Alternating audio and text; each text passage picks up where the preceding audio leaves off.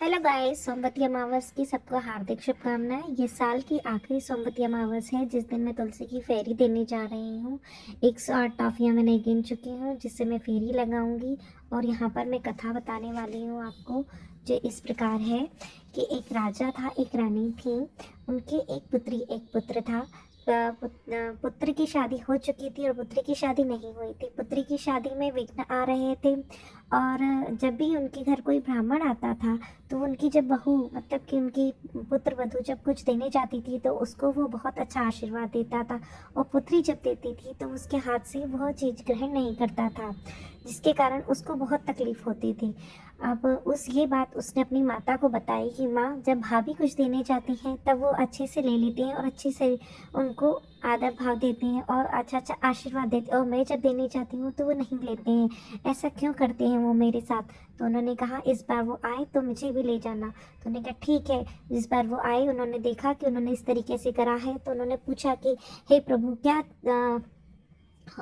खराबी हो गई है जिसके कारण से मेरी आप पुत्री से ये चीज़ें ग्रहण नहीं करते? तो उन्होंने कहा इसका सुहाग नहीं है।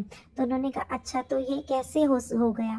तो उन्होंने बताया कि सोमवती अमावस के दिन, जिस दिन आप अपने आंगन में विश्राम कर रही थी, तब एक कौवे ने सरसों के तेल की बाती आपके नाभि पर डाल दी थी। उस टाइम आपके गर्भ में ये कन्या थी, इससे इसका सुहाग चला गया है। तो इसके कारण से मैं सब इससे कहता हूँ। तो उन्होंने कहा तो इसका कोई उपाय भी होगा? तो उन्होंने कहा कि आप एक धोबिन के घर में जाकर उसकी सेवा 11 वर्षों तक सेवा कीजिए बिना उसे बताए, और आखिरी दिन केवल नमक ना डालिएगा खाने में, जिससे कि आपको सेवा का पूरा सब कुछ मिल सके। उन्होंने कहा ठीक है। उन्होंने धोबिन का पता बताया जिसके घर में 8 पुत्र और पुत्रियां थी। अब वो धोबिन के घर जाके उनकी सेवा करने लगी। ऐसे ही वर्ष बीतते चले गए। उनकी भी बच्चों की शादी होने लगी धोबिन की। अब जिस दिन उसको आखिरी दिन था, उस दिन उसने महाराज ने जैसे बताया था कि आपको इसमें नमक नहीं डालना है खाने में, जिससे कि उस धोबिन को ज्ञात हो जाए कि ये कोई और है, मेरे घर का कोई मेंबर, मेरे घर का कोई सदस्य नहीं है। तो जिससे कि उसको ये पता चल जाए। उसने भी इसी प्रकार से किया जैसे उन्होंने बताया था। उन्होंने कहा ठीक है। उन्होंने उस दिन नमक नहीं डाला। धोबी ने कहा आज खाना किसने बनाया है? उनकी पुत्र वधुओं ने कहा माता जी, हम तो इतने वर्षों से कभी खाना बनाते ही नहीं है, हमने कोई सेवा करी ही नहीं है। सब एक दूसरे का मुंह देखने लगे।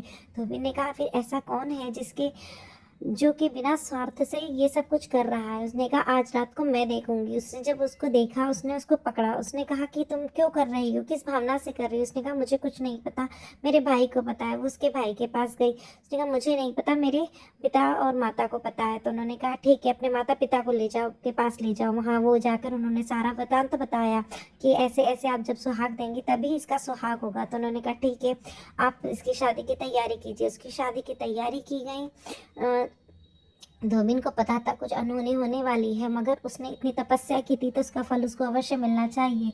तो वो उसके की शादी में गई। उसने उसको सुहाग दिया। जैसे जैसे वो सुहाग देने लगी, उसकी चुन्नी काली और उसकी चुन्नी लाल होने लगी। उसको ये पता चल गया ऐसे ऐसे तो सुहाग मिल गया, मगर मेरा सुहाग का क्या हुआ? मगर वो घर पर अपने बच्चों से कह गई थी कि पिता को कुछ भी हो जाए मगर इनको कुछ मत करना है, कमरे में बंद कर देना। इधर उसके पिता की मृत्यु हो जाती है, धोबिन के पति की मृत्यु हो जाती है, मगर पुत्र कहते हैं कि नहीं, माता जी कह के गई है इन्हें घर में रखना है।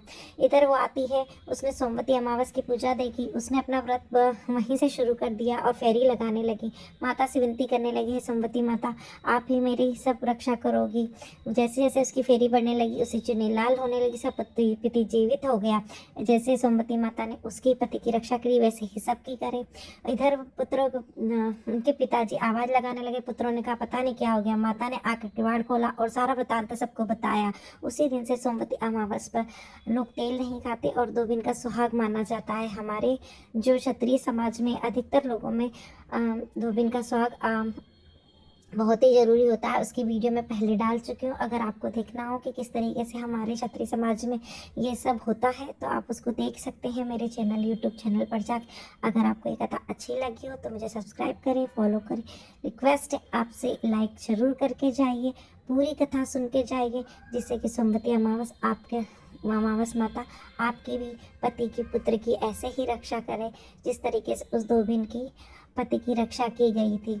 इसी विश्वास के साथ मैं ये कथा संपन्न करती हूँ। मैंने अपनी फेरी कंप्लीट कर ली है, धीरे धीरे करके मैंने सुबह ही सुबह लगा ली थी। जय हो शंकर भगवान की, जय हो पार्वती माता की। यह कथा सुनने वाले और सुनाने वाले को सबको, के पतियों की और बच्चों की रक्षा करे माँ। जय माता दी।